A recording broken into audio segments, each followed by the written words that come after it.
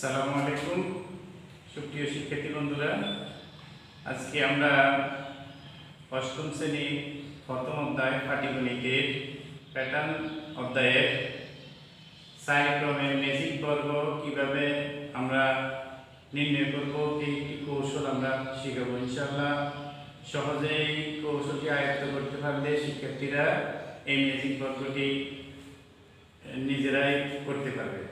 এখন দেখো, আমাদের যে ম্যাজিক বর্গ, এখানে 16টি বর্গক্ষেত্র আছে। 1 থেকে 16 পর্যন্ত আমাদের ক্রমিক সংখ্যা, তার ম্যাজিক সংখ্যা হবে 34। কথার অর্থ হচ্ছে এখানে আমাদের এই কলাম প্রত্যেকটা কলামে যোগ করলে 34 হবে, সারিগুলো যোগ করলে 34 হবে, এবং কোণাকুণি যদি যোগ করি তাও 34 হবে। এই কারণে এই সংখ্যাটি হচ্ছে ম্যাজিক সংখ্যা। তাহলে আমরা প্রথমে সবাই এটিতে আমাদের 1 থেকে 16 পর্যন্ত ক্রমিক সংখ্যা আমরা বসাবো।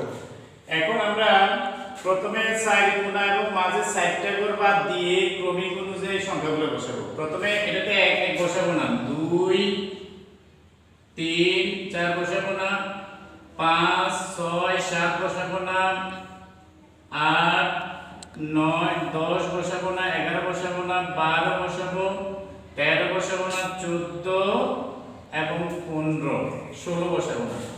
এখন আমরা এখানে 1 2 3 4 5 6 7 8 8টি 16টি ঘরের মধ্যে 8টি ঘর বসাইছি। এখন আমরা সাইড কোণায় বসাবো। প্রথমে আমরা এখান থেকে শুরু করছি। এখানে 1 চলে যাবে তার বিপরীত কর্নারে, আর ওইখানে 16 চলে আসবে প্রথম কর্নারে। 1 2 3 4 চলে যাবে তার বিপরীত কর্নারে, আর এখানে হচ্ছে 13, এই 13 চলে যাবে এখানে। এখন আমাদের 12টি ঘর পূর্ণ হয়েছে আর মাঝে 4টি ঘর রয়েছে।